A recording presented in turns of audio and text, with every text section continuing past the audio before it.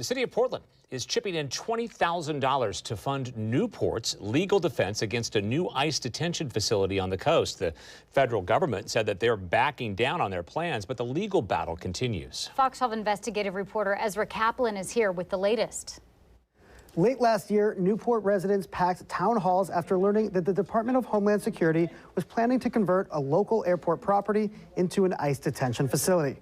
The city, along with the state, sued to stop the project. As the lawsuit proceeded, the federal government conceded that it had indeed intended to build the facility, but was, quote, no longer planning to move forward with those plans. So far, that lawsuit has cost over $500,000, and recently, Newport Mayor Jan Kaplan reached out statewide asking for some financial help. Today, we learned that Portland is answering that call.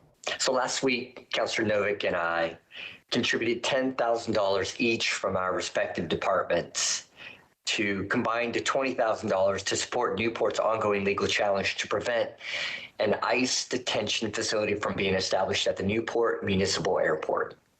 Some may ask why Portland is involved in a project on the Oregon coast. The answer is simple. Newport's fight is Oregon's fight. A detention facility in Newport would not affect just Newport. It could detain Portlanders and people from communities across our state. A new facility in Newport doesn't just create another building. It brings more federal agents in our communities.